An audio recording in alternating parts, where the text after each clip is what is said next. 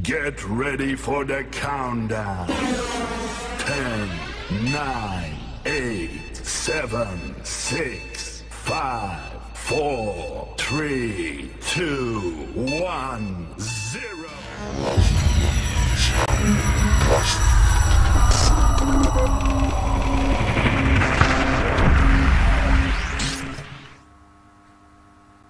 Selamat pagi, semangat pagi anak-anakku sekalian. Untuk kali ini kita sudah memasuki pertemuan yang keempat, yaitu dalam rangka mempraktekkan hasil pembelajaran di pertemuan 1 dan pertemuan 2 serta pertemuan 3, yaitu dalam rangka praktikum fotosintesis dan respirasi anaerob.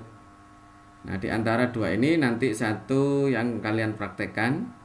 Nah, kemudian yang lainnya, kalian tinggal membuat laporannya, yaitu yang dipraktekkan adalah respirasi anaerob.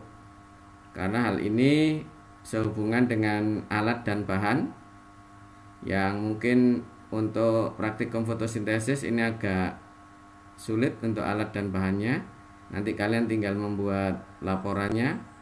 Nah, sedangkan untuk respirasi anaerob atau fermentasi, nah ini ada bahan dan alatnya di sekitar kalian. Nah, untuk itu selamat mengikuti pembelajaran berikut ini. Semoga kalian semuanya tetap semangat. Assalamualaikum warahmatullahi wabarakatuh. Selamat mengikuti.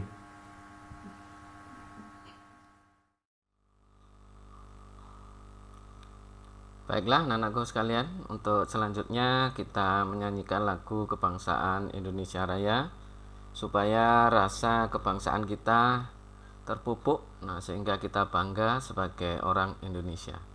Untuk itu para peserta didik silahkan bisa duduk dengan posisi siap untuk mengikuti lagu kebangsaan Indonesia Raya.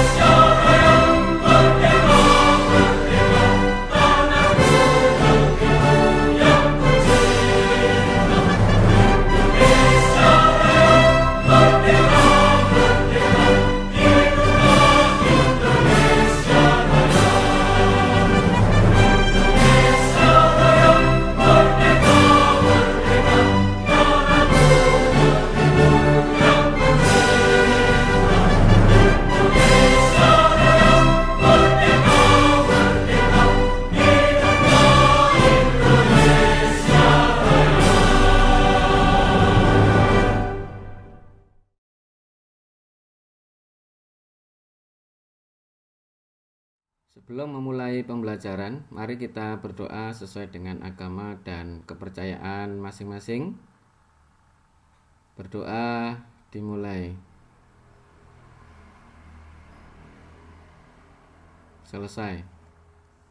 Tujuan pembelajaran untuk kali ini yaitu melalui kegiatan pembelajaran online dengan pendekatan saintifik menggunakan metode dan model pembelajaran problem based learning, sehingga peserta didik dapat menjelaskan keterkaitan metabolisme karbohidrat, lemak, dan protein, sehingga peserta didik dapat membangun kesadaran akan kebesaran Tuhan Yang Maha Esa. Untuk mencapai tujuan pembelajaran, ikuti video keterkaitan metabolisme karbohidrat, lemak, dan protein berikut ini. Selamat mengikuti. 10,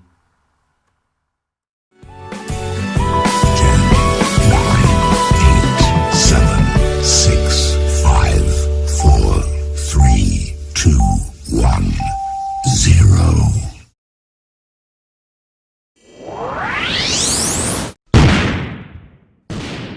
Kita sudah mempelajari bagaimana glukosa mampu diubah menjadi energi. Namun sebenarnya tidak hanya glukosa yang bisa dijadikan sebagai sumber energi. Kita memperoleh sebagian besar kalori dalam bentuk lemak, protein, pati, sejenis polisakarida, serta sukrosa dan disakarida lainnya. Semua molekul organik dalam makanan ini dapat dimanfaatkan oleh respirasi seluler untuk membuat ATP. Glikolisis dapat menerima berbagai macam karbohidrat untuk katabolisme. Dalam saluran pencernaan, amilum dihidrolisis menjadi glukosa, yang kemudian dapat diuraikan dalam sel oleh glikolisis dan siklus asam sitrat. Begitu juga dengan glikogen, yaitu polisakarida yang tersimpan di dalam sel hati dan sel otot. Glikogen bisa dihidrolisis menjadi glukosa di antara waktu makan sebagai bahan bakar untuk respirasi. Secara umum, glikolisis hati ini akan habis terpakai sekitar 10-18 jam, tergantung aktivitas yang dilakukan. Pencernaan disakarida, termasuk sukrosa, menghasilkan glukosa dan monosakarida lain sebagai bahan bakar respirasi. Protein juga bisa dimanfaatkan sebagai bahan bakar, namun harus dicerna dulu menjadi asam-asam amino penyusunnya. Sebagian besar asam-asam amino sebenarnya akan digunakan oleh organisme tersebut untuk membangun protein baru. Sebelum asam amino dapat menjadi bahan bakar respirasi, gugus aminonya harus dibuang melalui proses diaminasi. Zat buangan bernitrogen ini diekskresikan dari hewan dalam bentuk amonia, urea, dan produk-produk sisa lainnya. Asam amino selanjutnya diubah oleh enzim menjadi intermediate pada glikolisis dan siklus asam sitrat. Katabolisme juga bisa memanen energi yang tersimpan di dalam lemak yang diperoleh dari makanan maupun dari sel-sel cadangan lemak di dalam tubuh. Lemak dicerna menjadi gliserol dan asam lemak. Gliserol diubah menjadi gliseraldehyde 3-fosfat, suatu intermediate pada glikolisis. Sebagian besar energi pada lemak disimpan dalam asam lemak. Asam lemak selanjutnya mengalami proses beta oksidasi menjadi fragmen berkarbon 2. Untuk selanjutnya memasuki siklus Krebs melalui asetil-CoA. NADH dan FADH2 yang dihasilkan selama oksidasi beta dapat memasuki rantai transport elektron, sehingga lebih banyak lagi ATP yang dihasilkan. Lemak merupakan bahan bakar yang sangat bagus, sebagian besar karena struktur kimianya dan kandungan elektron-elektronnya yang berenergi tinggi jika dibandingkan dengan karbohidrat. 1 gram lemak yang dioksidasi oleh respirasi menghasilkan 2 kali lebih banyak daripada 1 gram karbohidrat. Sayangnya, hal ini juga berarti orang yang hendak menurunkan berat badan harus bekerja keras untuk mengikis lemak yang disimpan dalam tubuh. Karena sedemikian banyak kalori yang tertumpuk dalam setiap gram lemak. Saat seseorang kelaparan, glukosa dalam darah sudah menipis. Ketika glukosa darah habis, maka cadangan glikogen yang tersimpan di hati dan otot akan diuraikan menjadi glukosa untuk membentuk energi. Setelah glikogen habis digunakan, baru kemudian terjadi pembakaran lemak tubuh yang akan diuraikan menjadi gliserol dan asam lemak untuk menghasilkan energi. Saat cadangan glukosa habis dan cadangan lemak habis, maka tahapan paling akhir adalah penggunaan simpanan protein yang ada di sel-sel otot. Namun sebaliknya, saat mengkonsumsi makanan dalam jumlah berlebih, maka berbagai macam zat makanan tersebut dapat tersimpan dalam bentuk glikogen, lemak, ataupun protein. Misalnya, manusia dapat membuat asam amino non-esensial dalam protein dengan cara memodifikasi senyawa-senyawa yang dialihkan dari siklus Krebs. Ada juga beberapa asam amino yang memang harus diperoleh langsung dari makanan, disebut dengan asam amino esensial. Selain itu, glukosa juga bisa disusun lagi dari pirofat, dan glukosa akan disimpan menjadi glikogen. Sedangkan asam lemak dapat disintesis dari asetil-CoA. Salah satu prekursor utama lemak juga bisa berasal dari senyawa intermediate yang dihasilkan dalam glikolisis, yaitu dihidroksiaseton fosfat. Sehingga jika kita mengkonsumsi lebih banyak makanan daripada yang kita butuhkan, kita akan menyimpan lemak meskipun makanan kita bebas lemak. Metabolisme memang serba bisa dan lihai dalam beradaptasi. Luar biasa bukan? Tuhan menciptakan suatu mekanisme yang menakjubkan ini. Oksidatif. Kemudian energi yang dihasilkan untuk karbohidrat seperti yang kita ketahui yaitu 36 sampai dengan 38 ATP. Nah, ini hasil bersihnya yang 36 ya. Kalau protein ini sama dengan karbohidrat, nah ini lemak yang beda, tergantung atom C-nya. Nah, semakin banyak atom C-nya, maka energi yang dihasilkan akan semakin banyak juga. Misalnya kalau asam lemak, ini yang paling umum dijumpai dengan 6 atom C nanti dapat 45 ATP. Kalau asam palmitat dengan 16 atom C didapat 130 ATP dan asam stearat dengan 20 atom C didapatkan 164 ATP. Tujuan pembelajaran pada pertemuan keempat kali ini yaitu melalui kegiatan pembelajaran online dengan pendekatan saintifik menggunakan metode dan model pembelajaran project based learning, sehingga peserta didik dapat melaporkan hasil praktikum fotosintesis dan fermentasi alkohol, sehingga peserta didik dapat membangun kesadaran akan kebesaran Tuhan Yang Maha Esa. Untuk mencapai tujuan pembelajaran yang sudah ditetapkan, supaya kalian bisa membuat laporan praktikum, maka berikut ini disajikan 5 link video praktikum fotosintesis.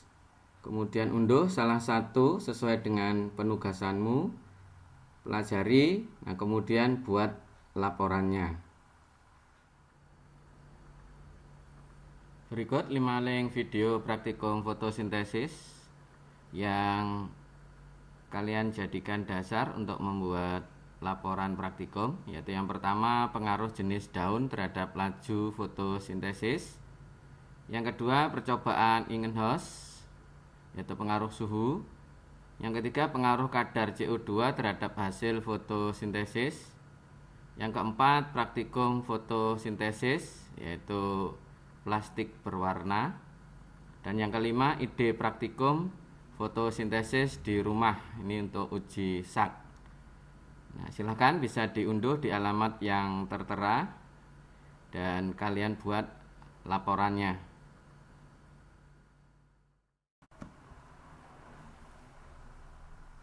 Untuk memahami anabolisme dalam satu contohnya yaitu respirasi anaerob, ikuti video praktikum fermentasi alkohol berikut ini.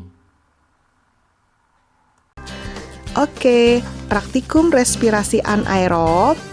Tujuan dari praktikum ini adalah 327 menjelaskan tahapan respirasi anaerob dengan tepat.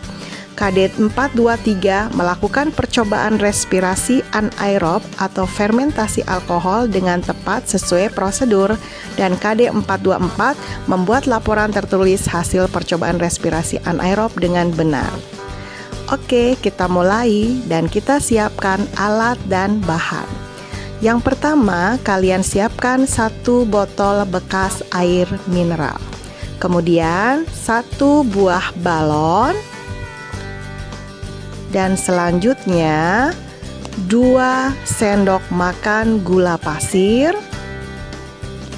Lalu kalian siapkan 2 sendok teh ragi dan air hangat secukupnya. Selanjutnya, kita bicarakan tentang cara kerja dari praktikum ini. Yang pertama, masukkan 2 sendok teh ragi ke dalam gelas dan tuangkan air hangat secukupnya. Hangat ya, bukan panas dan bukan dingin. Selanjutnya, yang kedua adalah masukkan 2 sendok makan gula pasir ke dalam gelas tersebut dan aduk sampai rata. Tahapan yang ketiga adalah masukkan cairan tersebut ke dalam botol dan pasang balon pada mulut botol. Harus yang pas ya. Kemudian tahap yang keempat adalah hitung waktu yang dibutuhkan untuk balon mengembang. Kalian bisa menggunakan stopwatch ya, sehingga tahu kapan balon itu mengembang. Nah, selanjutnya kalian isi tabel di bawah ini. Hasil pengamatan, karakteristik yang diamati ada gelembung dalam larutan, keadaan balon, bau yang tercium, dan suhu sebelum percobaan dan sesudah percobaan. Kemudian kalian jawab pertanyaan di bawah ini di kertas laporan percobaan ya. Pertanyaan yang pertama, mengapa pada percobaan tersebut botol air mineral ditutup rapat menggunakan balon? Pertanyaan yang kedua, apakah fungsi ragi pada percobaan tersebut? Pertanyaan yang ketiga, apakah fungsi gula pada percobaan tersebut? Pertanyaan yang keempat, mengapa air yang digunakan harus hangat? Apakah kita dapat menggantikannya dengan air dingin atau air mendidih?